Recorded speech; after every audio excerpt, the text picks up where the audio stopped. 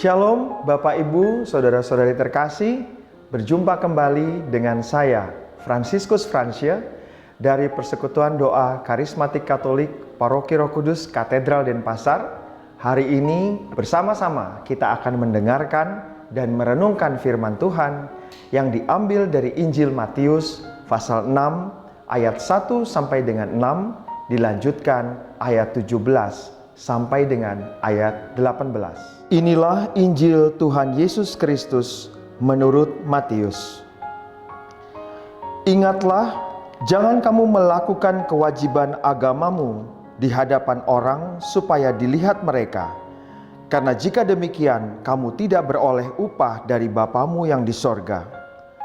Jadi apabila engkau memberi sedekah, janganlah engkau mencanangkan hal itu seperti yang dilakukan orang munafik di rumah-rumah ibadat dan di lorong-lorong, supaya mereka dipuji orang. Aku berkata kepadamu, sesungguhnya mereka sudah mendapat upahnya. Tetapi jika engkau memberi sedekah, janganlah diketahui tangan kirimu apa yang diperbuat tangan kananmu. Hendaklah sedekahmu itu diberikan dengan tersembunyi, maka Bapamu yang melihat yang tersembunyi akan membalasnya kepadamu. Dan apabila kamu berdoa, janganlah berdoa seperti orang munafik. Mereka suka mengucapkan doanya dengan berdiri dalam rumah-rumah ibadat dan pada tikungan-tikungan jalan raya, supaya mereka dilihat orang. Aku berkata kepadamu, sesungguhnya mereka sudah mendapat upahnya. Tetapi jika engkau berdoa, masuklah ke dalam kamarmu, tutuplah pintu dan berdoalah kepada Bapamu yang ada di tempat tersembunyi. Maka Bapamu yang melihat yang tersembunyi akan membalasnya kepadamu. Dan apabila kamu berpuasa, janganlah muram mukamu seperti orang munafik. Mereka mengubah air mukanya supaya orang melihat bahwa mereka sedang berpuasa. Aku berkata kepadamu, sesungguhnya mereka sudah mendapat upahnya. Tetapi apabila engkau berpuasa, minyakilah kepalamu dan cucilah mukamu, supaya jangan dilihat oleh orang bahwa engkau sedang berpuasa, melainkan hanya oleh Bapamu yang ada di tempat tersembunyi. Maka Bapamu yang melihat yang tersembunyi akan membalasnya kepadamu. Demikianlah sabda Tuhan, terpujilah Kristus. Bapak, Ibu, Saudara-saudari terkasih, pada bacaan Injil yang baru saja kita dengar, kita melihat atau kita mendengar bersama bahwa Yesus menegur sikap yang ditunjukkan oleh orang-orang yang pada saat itu melakukan kewajiban agamanya.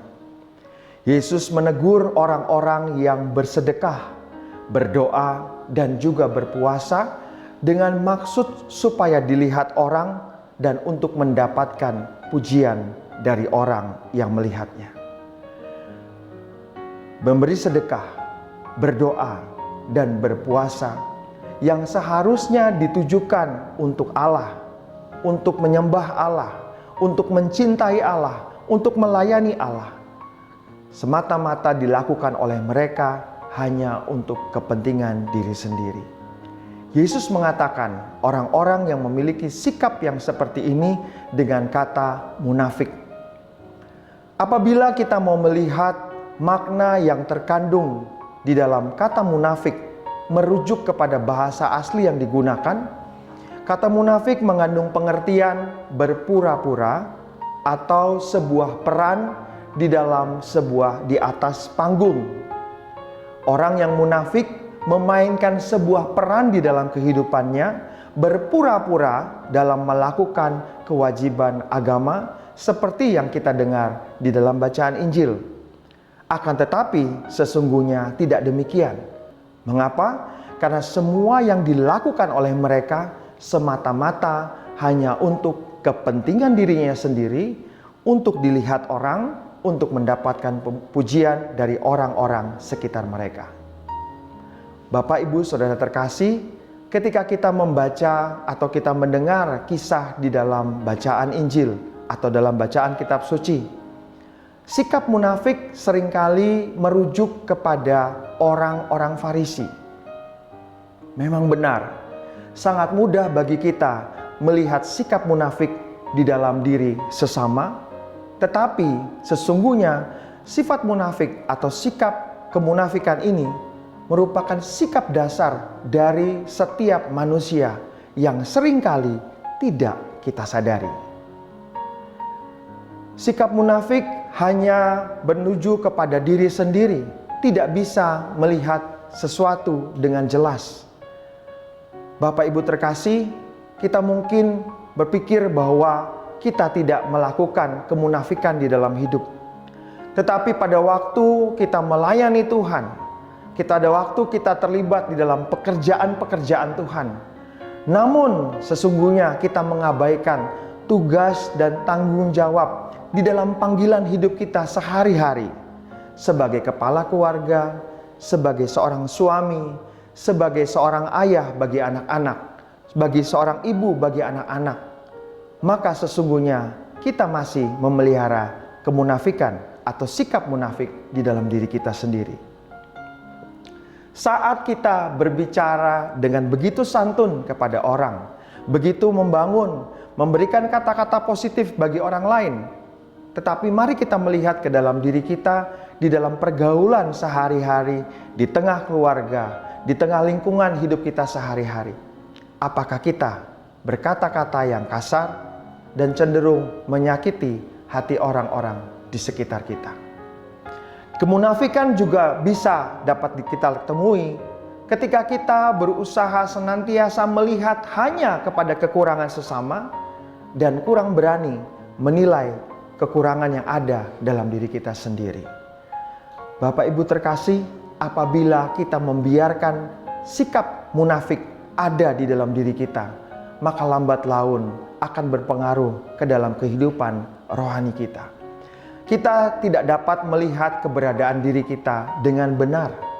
Kita tampil berpura-pura di hadapan sesama, di hadapan Tuhan, dan juga sebetulnya di hadapan diri kita sendiri. Hal inilah yang ditentang oleh Yesus di dalam bacaan Injil yang kita dengarkan. Lalu, bagaimana sikap hidup kita? Apa yang harus kita lakukan sebagai pengikut-pengikut Yesus berkaitan dengan mengatasi sikap munafik di dalam kehidupan kita, terutama untuk hal-hal yang tidak kita sadari.